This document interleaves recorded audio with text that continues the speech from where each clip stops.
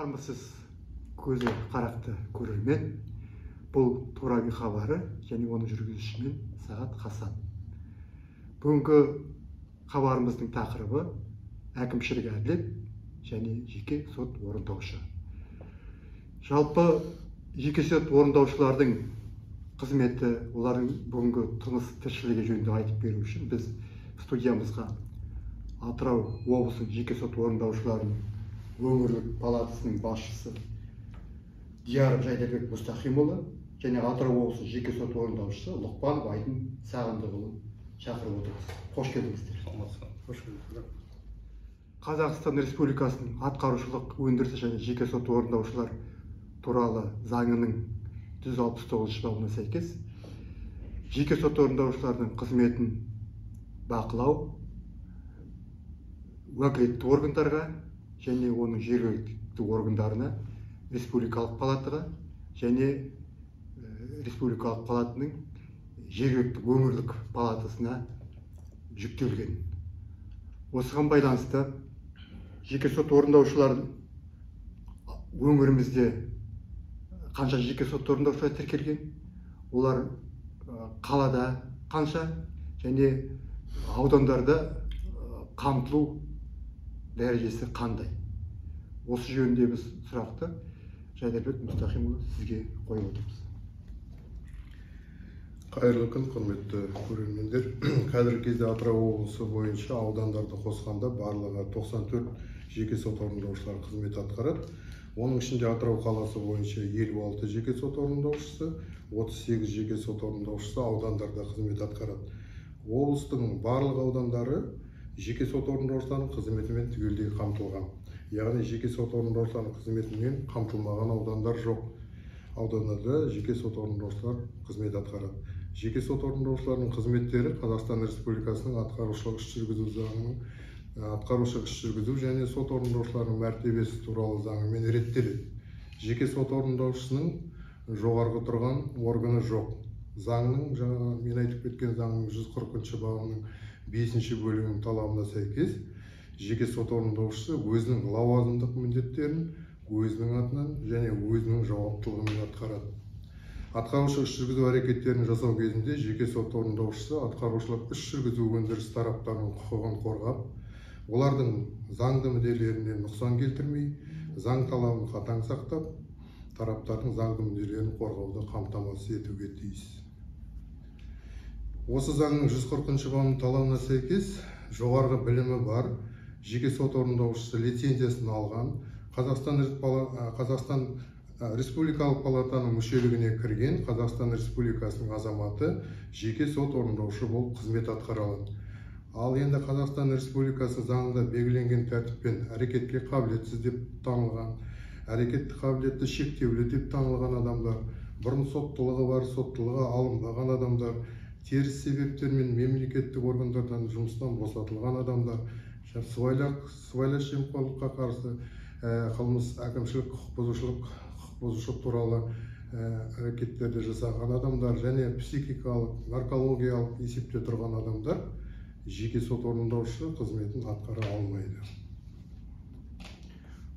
Атырау облысының мамандандырылған әкімшілік сотына түскен үстіміздегі жылдың 4 айында 278 талап арыздың 77-сі осы жеке сот орындаушылардың әрекетіне немесе әрекетсіздігіне шағым айту бойынша түскен талаптар. Бұл барлық талап арыздың 27,7%. Осыған байланысты Жайдарбек Мұстахимұлы, айтыңызшы, неге жеке сот орындаушылардың үстінен арыз шағымдар көп? Осыны сіз зерделеп көрдіңіз бе? Иә, зерделеп көрдік. Жеке сот орындаушылар палатасы Қазақстанда ең алғаш енгізілген жеке сот орындаушылар институты. Биыл бізге жеке сот орындаушылар институтына құрылғанына 10 жыл толады. Ben жаңа айтып кеттім, бүгінгі таңда 94 жеке сот орындаушы қызмет атқарады. Елбасымыздың 2015 жылға жолдауында 100 қадамының 27 қадамында жеке сот орындаушылар институтын дамыту, мемлекеттік сот орындаушылар қысқарту деген бағдарлама қадамға кірген. Сол бойынша қазір бізде ол жеке сот орындаушылардың жұмыстары өте жақсы, тиімді түрде жүріп жатыр. Мысалы, жеке сот орындаушыларға шағым арыз айту дегеніміз, ол сот орындаушы мамандығы болғаннан бері жеке шағымдар, арыздар жазылып келе жатыр. Қазіргі кезде арыз шағымның, сот орындаушыға қатысты жазылатын арыз шағымның 70-80%, мысалы, борышкердің мүлкін тыйымнан босату, немесе борышкердің есеп шотына салынған бұғақталған арестер дейміз ғой, бұғақтауларды шешу жөнінде болып табылады. Осы арыз шағымдар ең көп түседі сотқа, осындай талаппен. Жалпы жеке сот орындаушылардың жұмысын жақсарту үшін қандай іс-шаралар атқарылып жатыр? Енді Қазақстан Республикасының атқарушы іс жүргізу және жеке сот орындаушылар мәртебесі туралы заңы 2010 жылдың 2 сәуірінде қабылданғаннан бері заңға 71 мәрте рет өзгерістер мен толықтырулар енгізілген. Бұл заңға енгізілген өзгерістер мен толықтырулар мына жеке сот орындаушылардың жұмысын жақсарту бағытында қабылданған өзгерістер. Жеке сот орындаушысының жұмысы қазіргі кезде бұрын, мысалы, екінші деңгейлерге банктік есеп шоттарын бұғақтау керек болатын болса, жеке сот орындаушы өзі қағазды жаңа инкассалық өкім дейміз, өзі аяқтай апарып, аяқтай тапсырып, аяқтай жүретін болған. Қазір жеке сот орындаушылардың жұмыстары жақсартылып, олар жаңағы бірыңғай автоматтандырылған жүйе арқылы жұмыс жасайды. Осы жүйеде iSWIFT бағдарламасы дейміз, осы жүйеде атқарушы іс жүргізу өндірісі қозғалған кезден бастап тараптардың, яғни айтқанда борышкер туралы мәліметтер, ол борышкердің ЖСН терсе түгел мәліметтері осы атқарушылық жүйе арқылы көрініп тұрады. Қазіргі кезде жеке сот орындаушылар бағана айтқандай аяқтай ешқайда бармайды, жаңағы атқарушылық жүйесі арқылы борышкерлердің мүлкіне тыйым салады, жаңа борышкерлердің есеп шотындағы ақшаларын бұғақтайды. Қазіргі кезде бәрі электронды түрде, электрондық базаға ауысты. Сонымен қатар жеке сот орындаушылардың жұмысын жақсарту бағытында олардың қызметтерінде туындайтын проблемалық мәселелер бойынша жеке сот орындаушылардың қатысуларымен сот, прокуратура, полиция және басқа да уәкілетті органдармен бірлесіп заң талаптарын дұрыс қолдану жөнінде семинарлар, дөңгелек үстелдер өткізіледі. Енді жаңа заңға өзгерістер мен толықтырулар енгізілді деп отырмыз ғой. Осы өзгерістер мен толықтырулардың бірі, мысалы, былтыр маусым айында енгізілген болатын. Ол мысалы бұрын заңда жеке сот орындаушы болуға оның жасына шектеу қойылған болатын. Яғни 25 жастан бастап жеке сот орындаушы қызметін атқарады деп. Қазіргі өзгеріс бойынша ол шектеуді алып тастады.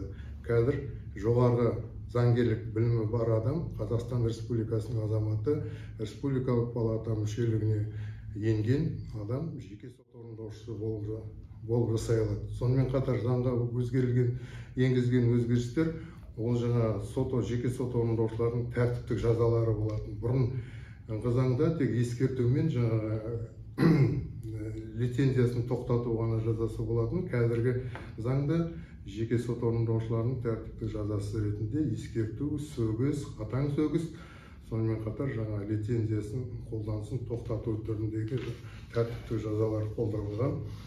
Мысалы, үстіміздегі жылы қанша жеке сот орындаушыға тәртіптік жауапкершілік? Осы биыл 2021 жылдың 9 айында облысымызда 72 жеке сот орындаушыға тәртіптік жазалар, әртүрлі тәртіптік жазалар тағайындалды. Ескерту, сөгіс. Ал былтыр 2020 жылдың 9 айында 82 жеке сот орындаушыларға тәртіптік жаза тағайындалған болатын. Бұл көрсеткіштен көріп отырғандай, былтырғы жылмен салыстырғанда биылғы жылы жеке сот орындаушылар жаңағы бұрын 72 болса, қазір 82, бұрын 70 болса, қазір 82 тәртіптік жазасы, яғни 12 тәртіптік жаза аз қолданылған. Азайып келе жатыр күннен күнге тәртіптік жаза қолданылған. Сонымен қатар айта кететін нәрсе, бұрын жеке сот орындаушылар атқару құжаттарының орындалуын қамтамасыз ету жөнінде қаулы түрінде шығарады. Оның іс-әрекеті, жеке сот орындаушының іс-әрекеті қаулымен реттеледі. Осы қаулылар прокурормен және сотпен санкцияланады. Бұрын жеке сот орындаушыларының бүткіл қаулылары сотпен санкцияланатын. Ал енді жаңа өзгерістер мен толықтыру енгізулеріне байланысты қазір енді сотта тек қана борышкерді күштеп әкелу қаулысына санкция береді. Сонымен қатар борышкері Қазақстан Республикасы аумағынан уақытша шектеу қою туралы, шығуына уақытша шектеу қою туралы қаулылары сотпен санкцияланады. Сонымен қатар жаңа борышкердің жылжымайтын мүлкін алып қою дейміз, обращение имущества, ол арыздары сотпен қаралады, сот орындаушы. Ал енді сот орындаушының прокурормен санкцияланатын қаулылары, ол борышкерге іздеу жариялау, банктік есеп шоттарында ақшаның бар жоғын анықтау, борышкердің өзіндегі немесе басқа да заңды жеке және заңды тұлғалардағы жылжымайтын мүлкін алып қою туралы қаулысы, құқық белгілейтін құжаттарды алып қою туралы жеке сот орындаушының қаулылары прокурормен санкцияланады. Осы енгізілген өзгерістер мен толықтырулар ол жаңа жеке сот орындаушының жұмысын жақсартуға бағытталған іс-шаралар деп ойлаймын. Енді соңғы 5 жылда қанша жеке сот орындаушының лицензиясы тоқтатылды? Соттың шешімімен лицензиясы тоқтатылған жағдайлар болды ма? Жалпы жеке сот орындаушылардың лицензиясының айырудың өзінің тәртібі қандай? Бізде мына соңғы 5 жылда 2015 жылдың 2020 жылға дейін 22 жеке сот орындаушылары өз еріктерімен өз арыздары бойынша жұмыстарын уақытша тоқтатты. Мына заңда жаңа жеке сот орындаушыларының лицензиясының қолдануын уақытша тоқтату деген бар. Содан ол енді орысша приостановление. Содан кейін жаңа жеке сот орындаушыларының лицензиясын тоқтата тұру деген бар. Қазақша солай айтылады, ал орысшасы прекращение дейміз. Екі бөлек дейді. Аудармасы кішкене не болып келеді. Осы соңғы 5 жылда 13 жеке сот орындаушыларының лицензиясы Әділет департаментінің ұсынысы негізінде уақытша тоқтатылған. Ал енді осы заңның 144 бабының талабына сәйкес жеке сот орындаушының лицензиясының қолданылуын тоқтату және лицензиясынан айыру дейді. Жеке сот орындаушының лицензиясының қолданысын тоқтату ол Қазақстан Республикасының азаматтығы тоқтаған кезде, соттың айыптау үкімі заңды күшіне енген кезде, соттың заңды күшіне енген шешімі бойынша әрекетке қабілетсіз, немесе әрекетті қабілетті шектеулі деп, немесе қайтыс болған не хабарсыз кетті деп танылған жағдайда, сонымен қатар Қазақстан Республикасының қылмыстық кодексі мен жаңа нереабилитирующее основание дейміз, қылмыстық кодексі қылмыстық жауапкершіліктен босатылған жағдайларда, сонымен қатар медициналық сипаттағы мәжбүрлеу шараларын қолдану туралы сот шешімі, заңды күшіне енген сот шешімі болған жағдайда уәкілетті органның шешімімен жүзеге асырылады.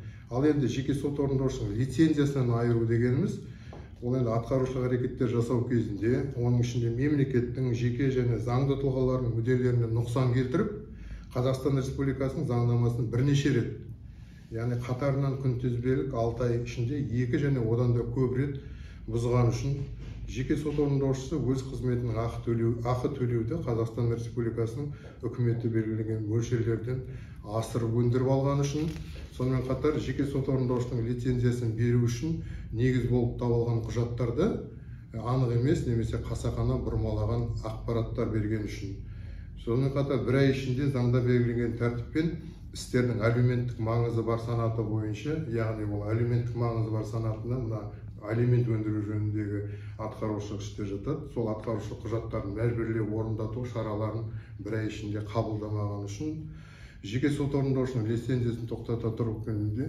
кезеңінде қызметті жүзеге асыру фактісі анықталған кезде, сонымен қатар ғылыми оқытушы немесе шығармашылық қызметті қоспағанда ақысы төленетін өзге де қызмет түрлерімен айналысқан кезде оның жеке сот орындаушының лицензиясынан айырылады. Жеке сот орындаушының лицензиясын тоқтату, не лицензиясын айыру туралы ұсынысты уәкілетті органға прокуратура, республикалық палата, не жеке сот орындаушыларының өңірлік палаталары енгізеді. Ал енді біздің облысымызда сот орындаушыларының лицензиясын тоқтату немесе лицензиясынан айыру былтырғы жылы да, биылғы жылы да болған жоқ. Ондай жағдай жоқ. 2021 жылы 23 тамызда Атырау облысының мамандандырылған әкімшілік соты мен Атырау облысының жеке сот орындаушыларының өңірлік палатасы арасында меморандумға қол қойылған болады. Осы меморандумға байланысты қандай іс-шаралар жүзеге асырылды? Дұрыс айтасыз, осы 2021 жылы жаңағы Атырау облысының мамандандырылған ауданаралық әкімшілік соты құрылып іске кірісті. Содан кейін біздер осы жылы 23 тамызда, 2021 жыл 23 тамызда мамандандырылған әкімшілік сотының арасында, өңірлік палатаның арасында меморандумға қол қойылды. Бұл меморандум дегеніміз жаңа әкімшілік сотқа арыз түскенде, ол арыз шағымдарды сотқа дейінгі дауды шешу мақсатында жасалған меморандум. Яғни жаңа әкімшілік сотқа бұл меморандум негізінде әкімшілік сотқа түскен арыз шағымдарды соттан бізге өңірлік палатаға жолданады. Ал өңірлік палатада комиссия құрылған, 3 адамнан тұратын осы комиссия жаңағы арыз шағымды 5 күн ішінде қарап, сол бойынша егер де тараптар татуласу рәсімдеріне келетін болса, хаттама дайындап сотқа жолдап отырамыз. Бұл енді жаңа жеке сот орындаушыларының жұмыстарын одан да жеңілдету мақсатында дұрыс шара деп есептейміз өзіміз. Мысалы қазіргі таңда бізге осы тамыздан бері 2021 жыл өңірлік палатаға 5 арыз шағым қаралуға түсті. Ол жаңа палатада бізде комиссияда қаралып, бір арыз бойынша татуласу рәсімі хаттама жасақталды, ал қалған 4-еуі татуласуға келмейді. Мына жерде шағымдардың көбі мысалы жеке сот орындаушыларының жаңа айтып кеттім ғой, жаңа мүлкіне тыйым салады. Мысалы ол мүлкін өндіріп алуға бағытталған шаралар, ол шаралар жаңа сотпен санкционаланып, соттың шешімімен жасалған әрекеттер болғасын, жаңа көбі жеке сот орындаушылар менің іс әрекетім заңды деп жаңа татуласуға келіспейді, жаңа соттың шешімімен дау шешілсін дегенде уәж етеді. Сондықтан біз оны соттың қарауына жолдаймыз. Көрсеткіштерге көз жүгіртетін болсақ, Атырау облысы мамандандырылған ауданаралық әкімшілік сотында 21 татуласу рәсімі болған екен, осы соңғы үстіміздегі жылда, соңғы 4 айда. Соның 10 татуласу рәсімі жеке сот орындаушылардың қатысуымен болған. Осы әкімшілік рәсімдік процестік кодекстің нормаларына сәйкес татуласу рәсімі бұрын мемлекеттік органдармен жүзеге асу тыйым салатын болса, енді жаңа кодекс бойынша татуласу рәсімі мемлекеттік органдармен де жүзеге асыру қарастырылған. Осыған байланысты сотқа дейін дауды шешу мәселесін әлде қандай жағдайларда жандандыруға болады? Оның қандай ерекшеліктері, қандай тәсілдері бар? Осы жөнінде не айтасыз? Енді жаңа айтып кеттім, соңғы әкімшілік процестік кодексі өте жақсы қабылданған кодекс болып есептеледі. Жаңа бұрын мысалы жеке сот орындаушылармен татуластыру рәсімдері жасалатын болса, жеке тұлғаларға да қазір енді сол кодекстің өзіңіз айтқандай кодекстің нормаларына сәйкес мемлекеттік органдармен де арызданушы татуласу рәсімдерін жасауға құқылы. Енді біздерде мына жаңа айтып кеттім, татуласу рәсімдерін көбейту бағытында біздерде жаңағы біздің комиссияда, арызда шағымды қарайтын комиссияда мысалы көбіне жақтарды, тараптарды татуластыруға шара қолданамыз. Өйткені осы атқарушы іс жүргізу заңының 10-шы бабының талабына сәйкес жеке сот орындаушысы өз қаулысының күшін өзі жоя алады. Сондай-ақ іс жүргізуіне атқарушы құжат берілген жеке сот орындаушысы іс бойынша шығарған басқа жеке сот орындаушының қаулысын бұза алады, қаулысының күшін жоя алады. Сондықтан егер арыз шағымдарда сот орындаушының қаулысының күшін жою деген талап қойып отырса, біздер барынша заң талаптарына сәйкес тараптарды татуластыру рәсімдерін жасауға шақырамыз. Жаңа айтып кеткендей көрсеткіш осы тамыз айынан бері қыркүйек, қазанда бізге жаңағы 5 арыз шағым түскен, оның біреуі татуласу рәсімімен аяқталды. Атқару өндірісін жүзеге асыру кезінде сот орындаушылардың қызметін жүзеге асыруға кедергі келтіретін жағдайлар болады ма? Ол жөнінде не айтасыз? Енді сот орындаушылардың тарапынан кедергі келтіретін жағдайлар жоқ. Ал енді кедергіні жаңағы осы атқарушы іс жүргізу өндірісі болып табылатын борышкер жағынан кедергілер болады. Ол кедергілер мысалы жаңағы атқарушы іс жүргізу өндірісі бойынша борышкер болып табылатын тұлға жеке сот орындаушының шақыруына келмеуі, сот орындаушының атқарушы іс жүргізу мәселелері бойынша түсінік беру үшін жаңағы түсінік бермеуі, сот орындаушының мүлкіне өндіріп алуды қолдану әрекеттерін жасауына жеке тұлғалардың және заңды тұлғалардың кедергі келтіруі, немесе осыған байланысты оның талаптарын, сот орындаушының талаптарын орындаудан бас тартуы. Енді жаңа оның шешу жолдары деп отырмыз. Осы мен статистикалық мәліметтерге қарасақ, 2021 жыл 9 айында жеке сот орындаушының әрекетіне кедергі келтірген үшін бір борышкер Атырау қалалық мамандандырылған әкімшілік сотының қаулысымен Қазақстан Республикасының әкімшілік құқық бұзушылық туралы кодексінің 673 бабымен кінәлі деп танылып, оған 29.170 теңге әкімшілік айыппұл салынған. Қаулы заңды күшіне енген. Атқарушы құжатты мәжбүрлеу орындау кезінде жеке сот орындаушыларының заңды қызметтеріне кедергі келтірген іс жүргізу тараптарының әкімшілік жауапкершіліктерін дер кезінде шешіп отыру қажет деп ойлаймын. Соңғы 4 айдың ішінде 3 жеке сот орындаушыға ақша өндіріп алу шарасы қолданылған, және 3 сот орындаушыға жеке ұйғарым шығарылған. Осы жеке ұйғарым бойынша оларға қандай шаралар қолданылды? Мысалы енді жаңағы азаматтық істі сот процесінде қарау барысында жеке сот орындаушыларға айыппұл салынған фактісі бар.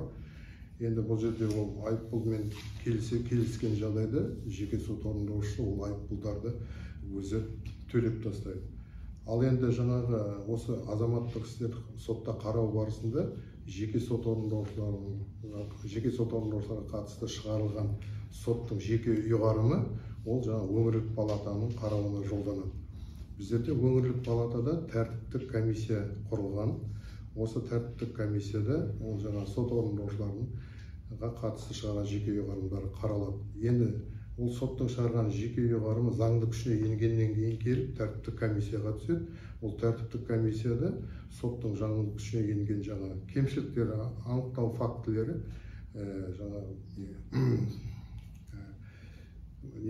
жатпайды, жаңа пікір таластыруға жатпайды. Яғни жеке сот орындаушысы өз кінәсін мойындап, жаңа кемшіліктерді, жеке ұйғарымда көрсетілген кемшіліктерді алға қарай болдырмау мақсатында жұмыс жасайтынына уәде береді. Сондықтан тәртіптік комиссиясы ол жеке сот орындаушының жеке басын, яғни бұрын тәртіптік жауапкершілікке тартылмаған ескере отырып, егер бұрын тартылмаған болса, жеңілірек тәртіптік жаза жаңа ескерту айтып отырмыз сөгіс.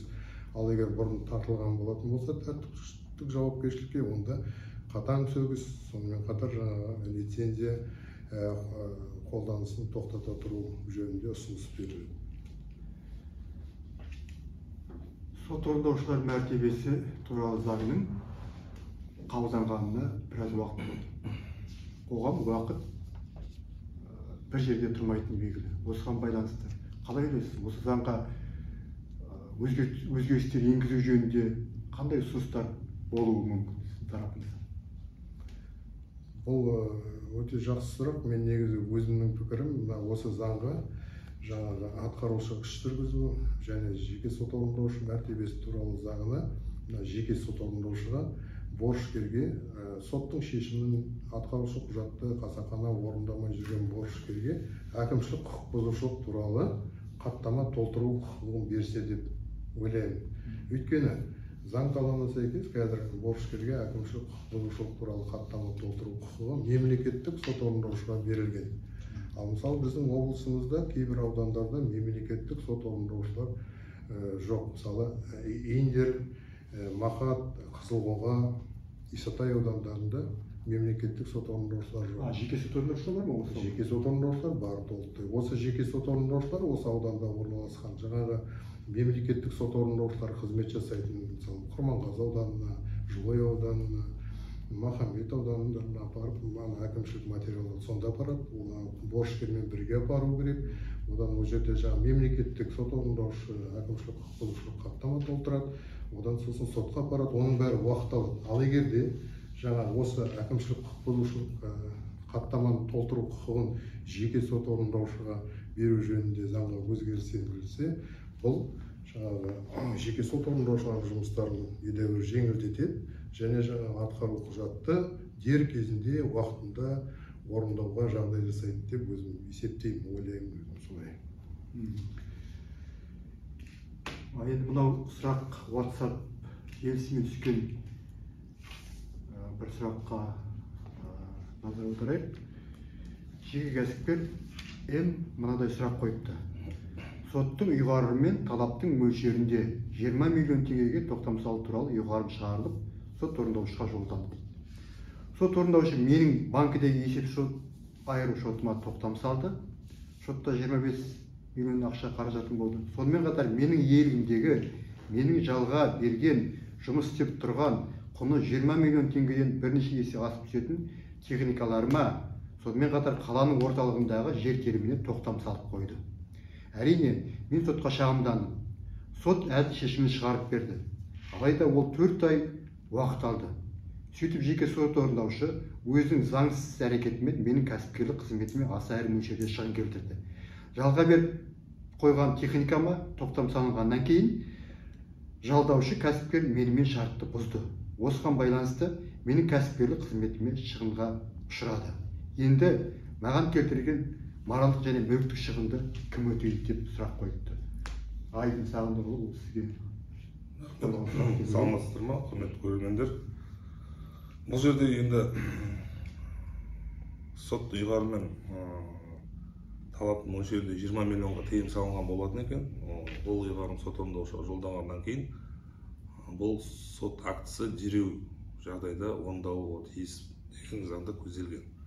Сол себептен сот орындаушы өз тарапынан әрекетін жасап, атқарушылық істі қозғағаннан кейін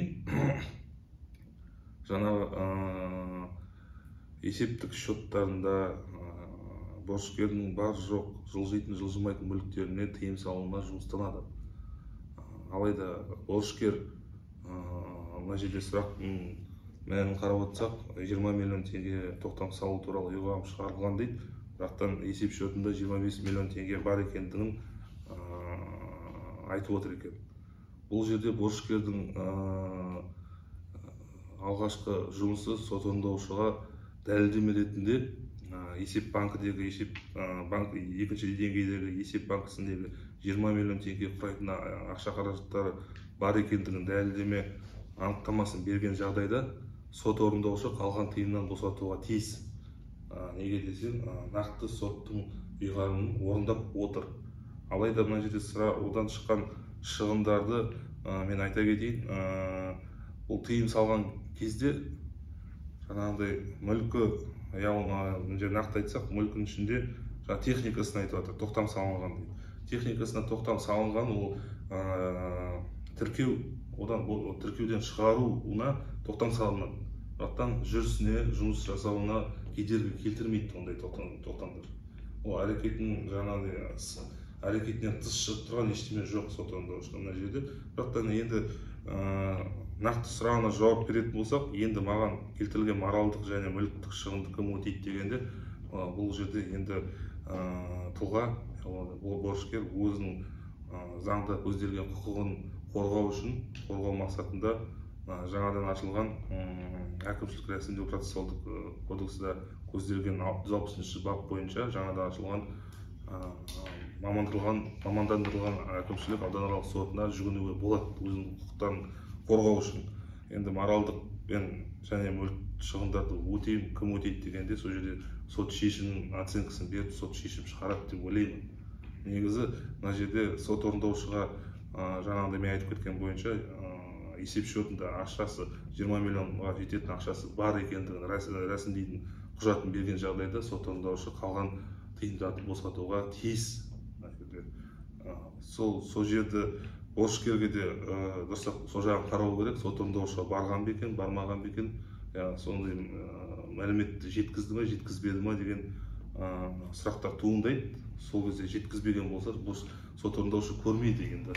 Бізде енді атқарушы істі қозғаған кезде борышкердің есептік шотын анықтау барысында қаулы бізде ISO жүйесінде формировательді электрондық жүйеде автоматты түрде іс қозғалғаннан кейін біздер автоматты түрде қаулы жасақталады. Сол қаулы автоматты түрде санкциялануға жіберіледі. Санкциялануға жібергеннен кейін ол қала прокуроры болсын, район прокуратурасы болсын, санкция алғаннан кейін бұл қаулы жүйеге келіп түседі, санкцияларға болып түседі де бүткіл қанша банк біздің жүйеде бар, сол банктегі есеп шоттарына тыйым салынады. Оны біздер қолымыздан келіп, каждый тыйымын алу, салу, бірақтан ішінде ақша бар жоғын кейбір банктер жүйеге дұрыс толықтай қоспағандықтан информация тез келіп болмайды. Ол 2-3 күн арасында информация көрінеді бізде, ақшасы бар жоғын. Сол себептерден енді мынандай кедергі деп халыққа кедергі келтіріп жатқандай сияқты болып көрінеді, бірақтан алайда бұл жерде техника жағынан, технический жағынан техникалық қателіктер қолдан жасауға келтіру үшін аның бәрін көріп отырып, мәлімет шықпайды бізде сот орындаушылар.